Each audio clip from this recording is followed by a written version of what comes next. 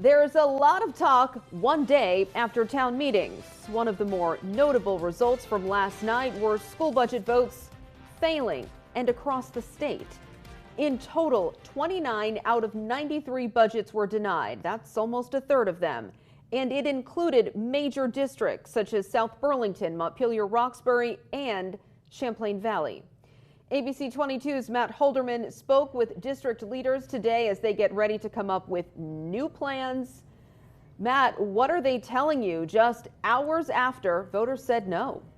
Right. Well, Lauren, the superintendents and school board chairs I spoke with today all had a similar thing to say, that they're disappointed but not surprised, given a lot of communities are facing these significant property tax increases. To share a few examples from last night, you mentioned South Burlington. Their school budget failed by more than 600 votes. Roughly 59% of voters there saying no. And in the Champlain Valley district, it was an even wider margin, with voters denying their district's budget 60-40. School officials across Vermont are now preparing for those difficult decisions on what to keep and what to cut before sending new budget proposals to voters in the next few months.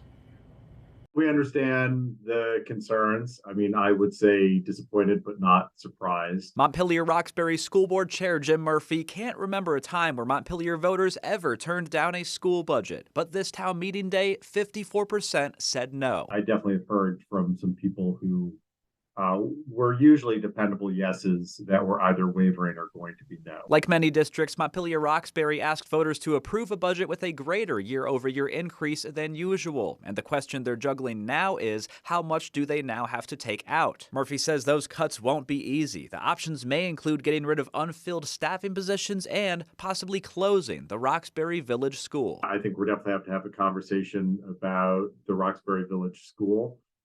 Which is an important part of the Roxbury community, but it's a small school, and you know, it's not a cheap school. Murphy says they hope to have a new budget finished by the end of this month so they can return it to voters as soon as possible. Meanwhile, leaders of other school districts say they plan to take time crafting their second budgets and aren't yet sure what reductions they might make. That includes the Rutland Northeast Supervisory Union. Both of its districts, Otter Valley and Barstow, had their budgets turned down. We hear that message. We're disappointed by it, but it's just the reality of living in Vermont right now. Superintendent Kristen Hubert says no matter what changes they end up making, they will likely be large enough for people and programs to feel an impact. She echoes the same message many have had the last few weeks. It's time for Vermont to create a new school funding system. It sort of sends a message for us to really think about and work towards finding solutions where we can support public education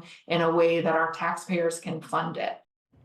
And Don Tinney, the president of the Vermont National Education Association, told us pretty much the same thing. He writes, quote, "Last night's rejection of nearly a third of all school budgets isn't a repudiation of our local public schools. Rather, it's a reasonable reaction to completely unrealistic spikes in property taxes. For years, we have advocated for a simpler and fairer way to pay for our schools than the regressive property tax. We must get this right." And with some towns and districts still yet to hold their initial budget votes, there could be more rejections where these came from. For now, live in the newsroom, Matt Holderman, ABC 22 News.